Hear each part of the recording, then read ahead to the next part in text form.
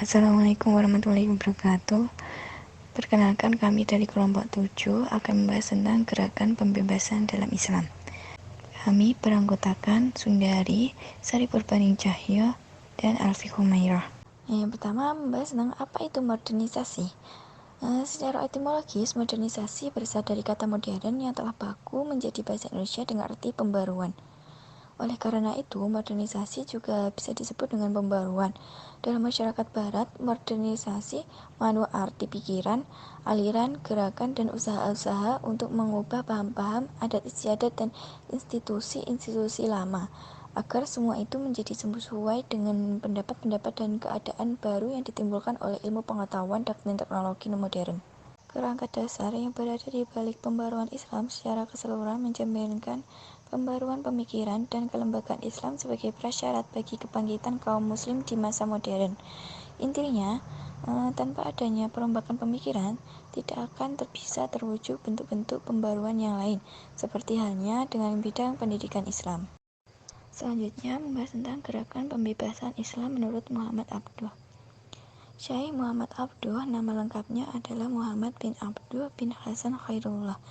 Dia dilahirkan di desa Mahalat, Nasr di Kabupaten Al-Buhairah, Mesir pada tahun 1849 Masehi.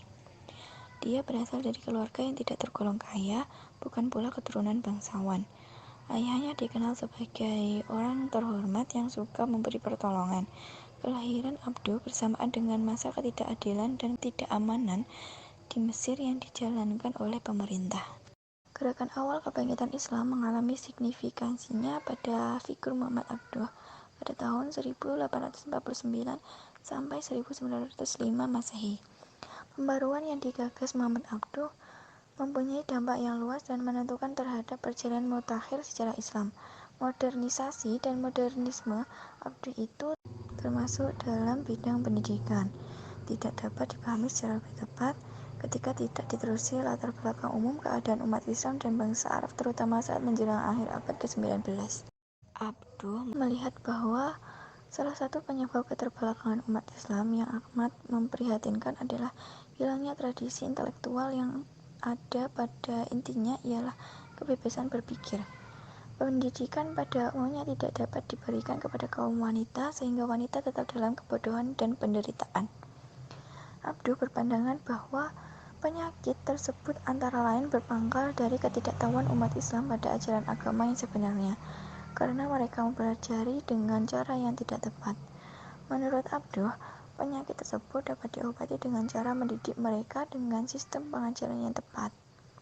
Sistem pendidikan yang ada pada saat itu melatar belakangi pemikiran modernisasi pendidikan Muhammad Abduh. Bagi Abduh, yang dibutuhkan oleh umat muslim sehubungan dengan datangnya era modernisme adalah memformulasikan sebuah cetak biru yang praktis aplikatif sebagai pondasi epistemologis keyakinan umat muslim yang diciptakan melalui ruang-ruang pendidikan. Karena itu, menurut Abduh, yang harus dilakukan adalah tajdidat faham, memperbarui pemahaman tentang Islam, dalam arti bahwa nilai-nilai dan prinsip-prinsip dasar keberagaman Islam yang esensial saja yang perlu dipertahankan dan diaktualkan, sedangkan aspek historisitas kelembagaannya tidak harus dipertahankan, sebab berhubungan dengan ruang dan waktu yang terus berubah. Abduh tidak memakai cara yang dilakukan oleh seorang filosof yang mengemukakan pandangan hanya menurut satu segi pandangan tertentu. Jadi, dasar pemikirannya adalah agama. Tujuan yang ingin dicapainya juga tujuan agama. Dan saran antara dasar dan tujuannya juga agama. B. Gerakan pembebasan Islam menurut Jamaluddin Al-Afghani. Nama lengkapnya adalah Syed Jamaluddin Al-Afghani. Jamaluddin Al-Afghani lahir di Asyadabad tahun 1254 Hijriah atau 1838 Masehi. Gelar Syed yang disandangnya menunjukkan bahwa beliau berasal dari keturunan Husain bin Ali bin Abi Thalib. Sedangkan Afghani karena beliau berasal dari Afghanistan. Nursi 2009. Syed Jamaluddin Al-Afghani adalah salah seorang tokoh penting pergerak pembaruan dan kebangkitan Islam abad ke-19. Ia disenangi sekaligus juga dimusuhi oleh beberapa kalangan Islam sendiri. Beliau disukai karena aktivitas dan gagasan politiknya menjadi inspirasi bagi upaya pembebasan umat Islam dari penjajahan bangsa-bangsa Barat. Dan beliau dimusuhi karena menjadi batu sandungan bagi penguasa-penguasa dunia Islam yang otoriter, korup, dan despotis ketika itu. Jamaluddin dianggap membahayakan kekuasaan mereka. Adapun Jamaluddin, beliau berusaha menekankan perjuangan pada pentingnya kembali kepada ajaran-ajaran Islam yang benar dan membangkitkan kesadaran religi umat Islam untuk melenyapkan pemerintahan otoriter dan kolonialisme yang berdiri di belakangnya. Dalam lingkup yang lebih luas, beliau menganjurkan persatuan dan kesatuan umat Islam sedunia dalam pan-islamisme. Pan-islamisme dalam arti luas ialah rasa solidaritas antar umat Islam, sebuah ikatan yang menjalin persatuan dan kesatuan antar sesama umat adalah ikatan agama Islam, bukan ikatan suku, ras, dan golongan. Ide pembaharuan Jamaluddin Al-Afghani dengan pan-islamismenya sebagai ideologi politik mampu menginspirasi umat Islam dan dunia Islam untuk bersatu, bahkan menumbuhkan semangat nasionalisme di kalangan umat dan negara-negara Islam.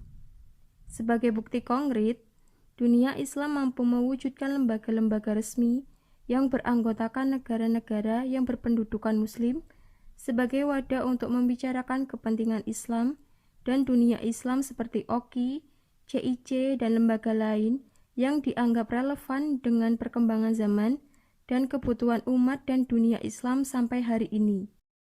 Poin ketiga adalah gerakan pembebasan Islam menurut Hasan Hanafi. Hasan Hanafi lahir di Kairo, ibu kota Republik Arab Mesir, pada tanggal 13 Februari 1935.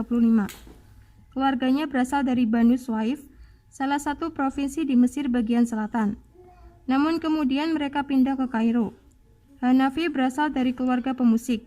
Ia pun mempunyai hobi musik. Ia sempat dihadapkan pada dua pilihan antara musik atau filsafat.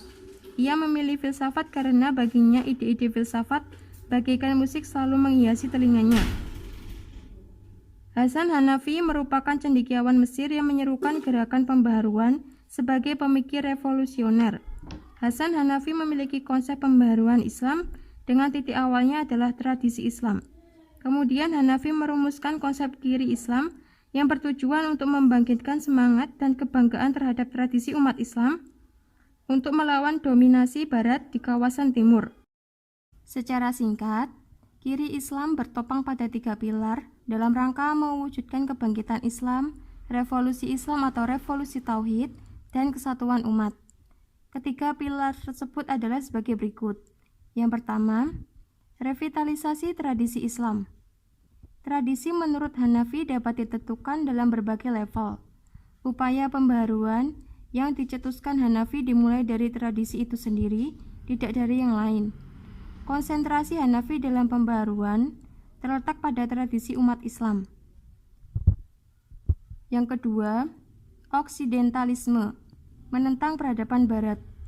Ajakan Hanafi untuk mempelajari dan mengembangkan ilmu oksidentalisme seperti itu merupakan ajakan untuk menyikapi Barat sebagai objek studi, ajakan untuk mengubah sikap dan kedudukan dari objek pasif menjadi subjek aktif. Ajakan-ajakan tersebut merupakan ajakan pembebasan dari hegemoni kultural dan superioritas Barat. Oksidentalisme Hanafi adalah penyadaran dan penegasan bahwasannya Barat, termasuk sejarah dan peradabannya, bukanlah peradaban dunia. Yang ketiga adalah sikap terhadap realitas dunia Islam. Pemahaman terhadap tradisi domestik dan tradisi Barat hanya mungkin dengan pertama-tama memahami realitas kekinian berdasarkan atas dasar itu akan menjadikan sempurna proses rekonstruksi yang pertama.